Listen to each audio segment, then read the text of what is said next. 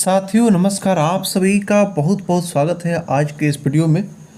दोस्तों आज के इस वीडियो में कुछ हम लोग शानदार प्रश्नों को देखेंगे जो आपके एग्जाम में बहुत ही वीवीआई साबित हो सकते हैं। साथियों मैं आपको बता दूं, आप टीजीटी पीजीटी या कोई भी संगीत का एग्ज़ाम देना चाह रहे हैं, ठीक है, वो आपका बीपीएससी टीआरई हो या यूपी टीजीटी पीजीटी हो, केवीएस एनवीएस ईएमआरएस डीएसएसपी कोई भी हो।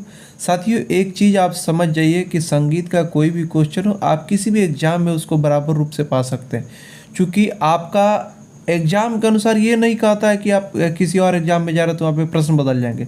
कहीं भी एग्ज़ाम में आपके सिलेबस के अनुसार क्वेश्चन पूछे जाते हैं और ये टॉप सिलेबस है। सिलेबस के अंतर्गत आपके सारे प्रश्न मैं लाता हूँ।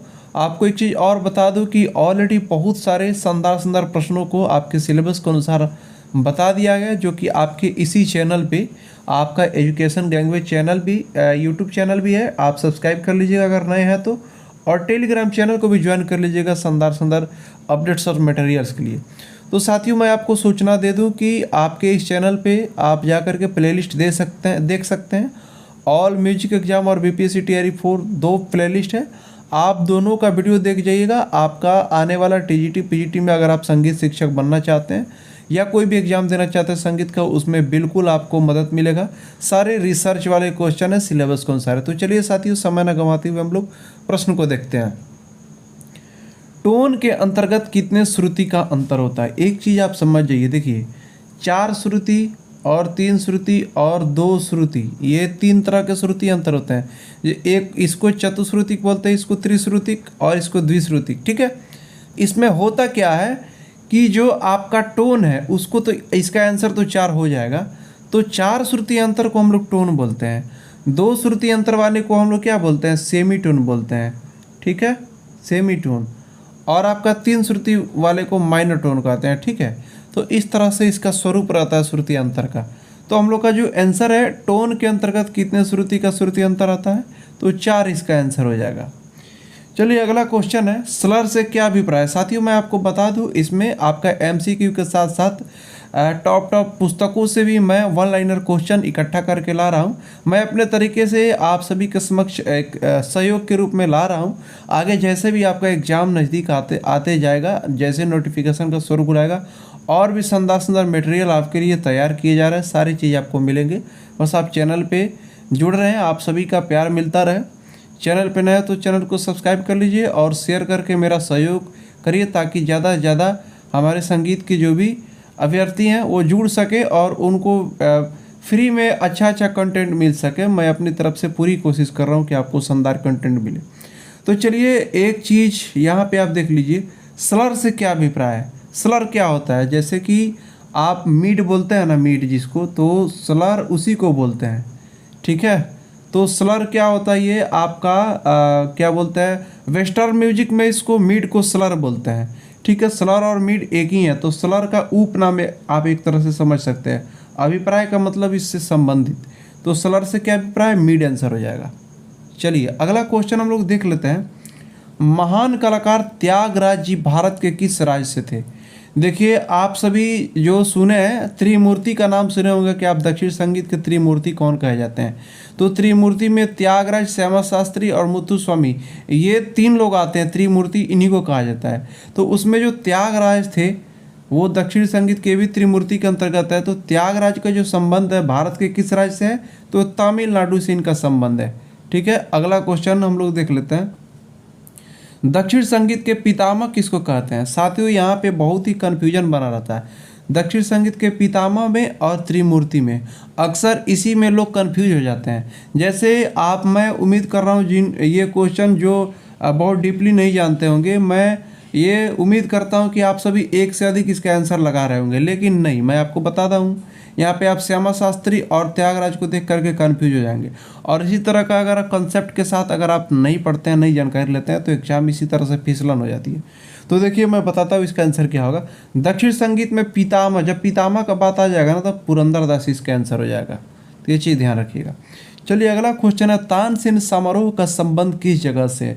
तो तानसेन समारोह का जो संबंध है ग्वालियर से इसका संबंध है, ठीक है। बनारस आपका सुबह है, बनारस जितने लोग बनारस में रहे हैं या घूमे फिरे हैं, सुबह है बनारस प्रतिदिन होता है और मैं आपको बता दूं, अगर आप नहीं गए हैं, अगर कभी जाएंगे तो आप जाइएगा, आनंद लीजिएगा, बहुत ही अच्छा लगता है। शास्त्रीय संगीत का बहुत ही एक अनोखा संगम आपको वहाँ पे देखने को मिलेगा। बहुत सारे योग्य योग्य कलाकार वहाँ पे आते हैं सुबह बनारस में।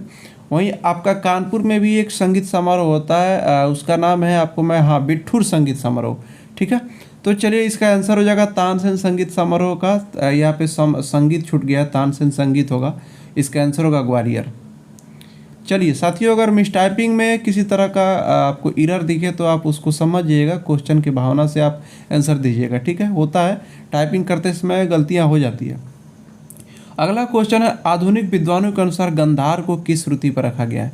सबसे पहले मैं आपको बता दूं, प्राचीन और मध्यकालीन विद्वानों ने श्रुति को कहाँ रखा, अंतिम श्रुति पर रखा, ठीक है। उसके अंतिम श्रुति पे स्वर को अंतिम श्रुति पर स्थापित किया। लेकिन आधुनिक विद्वानों के अनुसार आपको क्या हुआ, स्वर को प्रथम श्रुति पर स्थापित किया गया।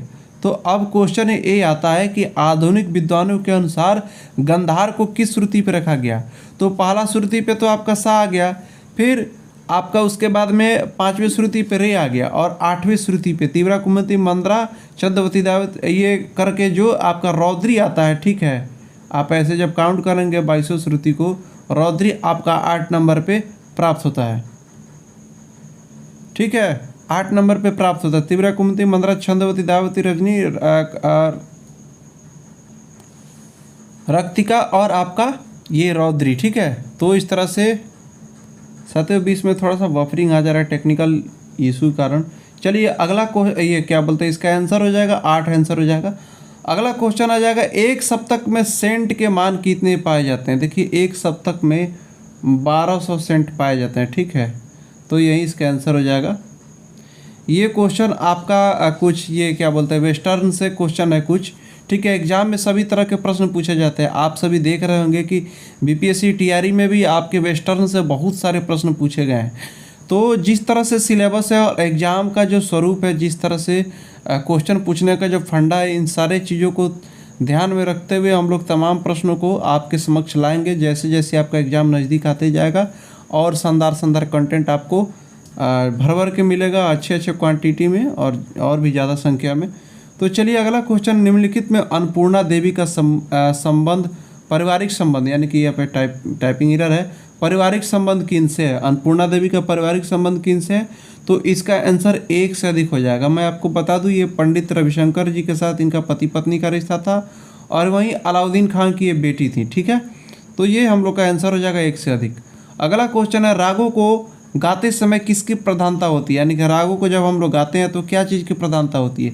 देखिए उसमें राग गाते समय समय सिद्धांत का भी प्रधानता रहता है, आपका रस सिद्धांत का भी और जाति का भी, यानी कि 5 स्वर लगाने हैं तो आप 5 स्वर लगाएंगे, ठीक है। आरोह में 5 लगाने हैं, अवरोह में 7 लगाने हैं, तो आप उस ढंग से इस चीज़ को ध्यान में रखते हुए गाएंगे। तो प्रधानता तो हर चीज़ की हो गई इसमें, तो 1 से अधिक हम लोग का सटीक आंसर हो जाएगा।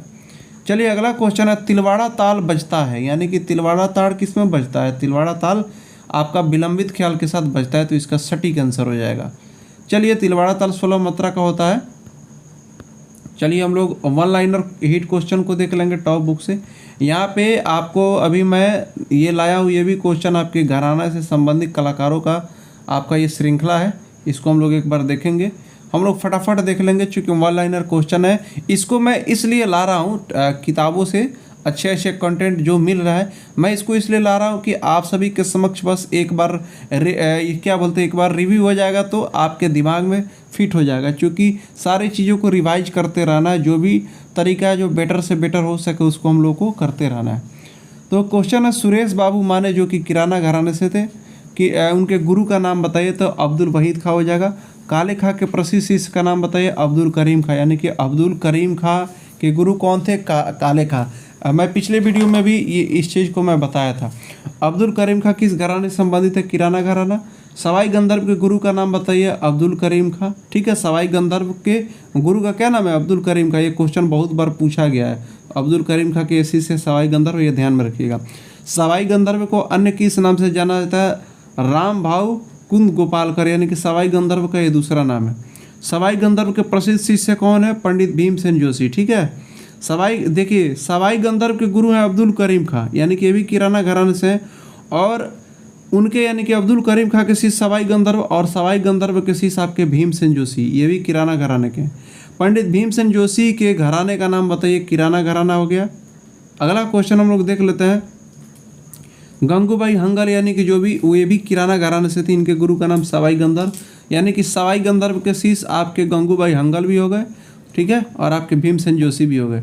रोशन आरा बेगम का संबंध किस घराने से है, किराना से, ये भी क्वेश्चन कई बार पूछा गया है।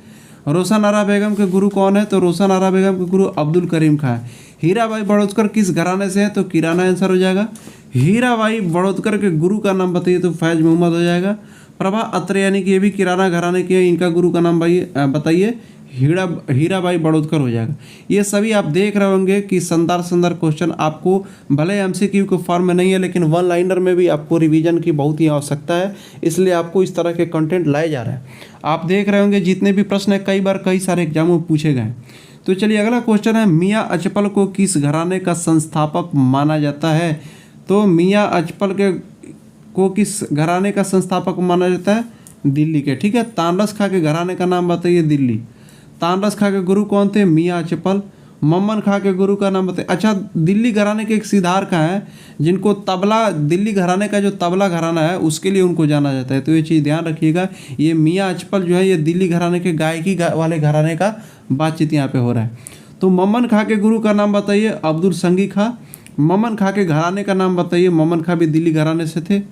चलिए अगला क्वेश्चन हम लोग देख लेते हैं, ख्याल गायक चांद खां के गुरु का नाम बताइए, मम्मन खां हो जाएंगे। ये सभी लोग आपके दिल्ली घराने से, बस एक बार दिमाग में ये चीज़ ध्यान रखना है ताकि आपको बाय द वे इसमें से प्रश्न आ जाए, ये प्रश्न आ जाए गायकों के घरानों से संबंधित, तो वहाँ पे आप ये सब चीज़ों को रिवाइज में रखेंगे तो वहाँ पे आप आंसर लगा सकेंगे। चांद खां किस घराने से थे, तो दिल्ली घराने से। नसीर अहमद खां के गुरु का नाम बताइए, चांद खां। साथियों, आप एग्जाम में बिल्कुल सभी तरह के प्रश्नों का अभ्यास करते रहे, आपको जहाँ से भी मिले प्रश्नों का अभ्यास बिल्कुल करिए। मैं ये नहीं कहता हूँ कि आप सिर्फ मेरे साथ ही जुड़ करके आप अभ्यास करिए, आपको जहाँ से भी अच्छा कंटेंट मिले ज़रूर अभ्यास करिए, सारे प्रश्न को पढ़ा करिए, चूँकि एग्ज़ाम का जो लेवल है अब टफ होते जा रहा है। तो चलिए, नसीर अहमद खां के घराने का नाम क्या है, तो नसीर अहमद खां दिल्ली घराने से हैं। आधुनिक समय में दिल्ली घराने का प्रतिनिधित्व कौन कर रहे हैं, अभी आधुनिक समय का मतलब अभी का ईरा जो है इकबाल अहमद से संबंधित है, ठीक है। कृष्णा बिष्ट के घराने का नाम बताइए, भी दिल्ली घराने से हैं। हैदर अली खां के शिष्य का नाम बताइए, भी उस्ताद वजीर खां, इसका आंसर दिया हुआ है, ठीक है।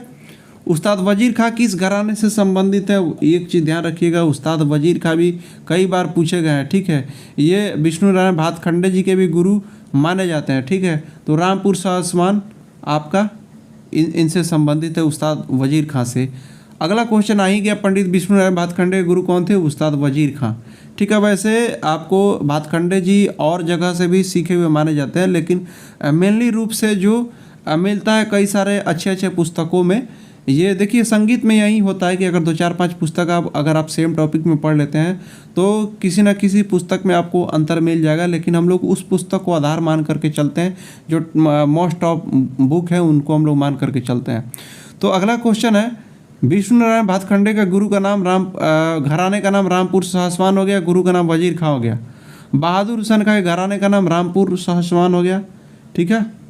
इनायत हुसैन खां के गुरु कौन थे, बहादुर हुसैन खां। इनायत हुसैन के घराने का नाम रामपुर सासवान। रामपुर सासवान कहाँ है, उत्तर प्रदेश में, आपके यूपी में, ठीक है। मुश्ताक हुसैन जो गायक है किस घराने से संबंधित है, रामपुर सासवान से। मुश्ताक हुसैन के गुरु कौन थे, इनायत हुसैन, ठीक है।